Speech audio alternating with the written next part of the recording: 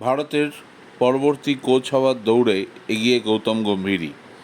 সেরকম সম্ভাবনাই শোনা যাচ্ছে এবং মিরাকেল না হলে সেটাই হবে শেষ পর্যন্ত। তবে এটা ওপেন সিক্রেট, দায়িত্ব নেওয়ার আগেই ভারতীয় বোর্ডকে যে কটি শর্ত দিয়েছিলেন গৌতম, তার মধ্যে অন্যতম ছিল বিরাট এবং রোহিতকে টি-20 ফরম্যাট ছেড়ে দিতে হবে।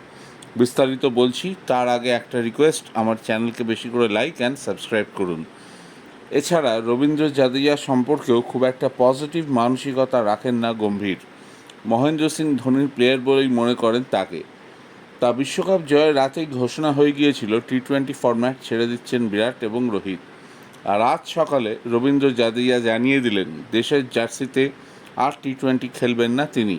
অর্থাৎ ব্যাপারটা জলের মতো পরিষ্কার, টি-20তে এই তিনজনকে আর চাইছেন না গৌতম গম্ভীর।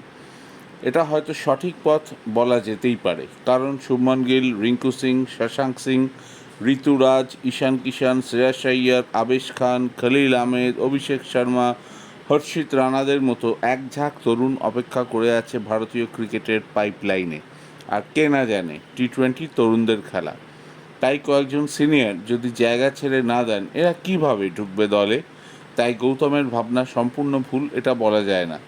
কিন্তু টি-20 বিশ্বকাপ ট্রফি আসায় উচ্ছ্বাসে ভাসছেন গৌতম গম্ভীর নিজেও। মাস্টার ব্লাস্টার সচিন তেন্ডুলকর পর্যন্ত কংগ্র্যাচুলেশনস জানিয়েছেন দলকে। গৌতম বলেন, বিশ্বকাপ জিতেই এই ফরম্যাটে অবসর নিয়েছে রোহিত এবং বিরাট।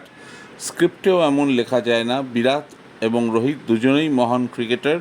ভারতীয় ক্রিকেট ওদের কোনোদিন ভুলবে না। ওদের অনেক শুভেচ্ছা। গম্ভীর অবশ্য আশাবাদী ওয়ানডে এবং টেস্ট ক্রিকেটে এই দুজন নিজেদের দাপট বজায় রাখবেন।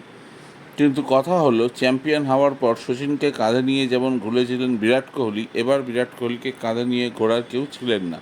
সেটা আলাদা প্রসঙ্গ। আর গম্ভীর বুঝিয়ে দিয়েছেন তাকে নিজের মতো দল চালাতে দিলে একটা দলকে চ্যাম্পিয়ন করার ক্ষমতা রাখেন তিনি। কেকেআরেই সেটা প্রমাণ করেছেন। আর জয় শাহ থেকে শুরু করে ভারতীয় বোর্ডের সব বড় কর্তারাই জানেন, টি-20 কথা ভেবে গৌতমকে যদি দল করতে দেওয়া হয়, তাহলে বিরাট, রোহিত এবং জাদেজাকে রাখবেন না তিনি। তিনি যে দায়িত্ব নেন নিজের 100% দিয়ে, সেটা পূর্ণ করার চেষ্টা করেন। তাই বিরাট, রোহিত এবং রবীন্দ্র জাদেজাকে ছেড়ে দিলেও গৌতম গম্ভীর এদের অভাব বুঝতে দেবেন সেটা মনে হয় না। নতুন প্রতিভা তুলে আনতে তিনি পথপ্রদর্শক এবং সেটাই করবেন ভারতের হয়ে। এই আশা করাটা মোটেও অন্যায় নয়। দেখা যাক গৌতমের নতুন ভারত কী দিশা দেখায়। সবাই ভালো থাকবেন। Best of luck. Thank you.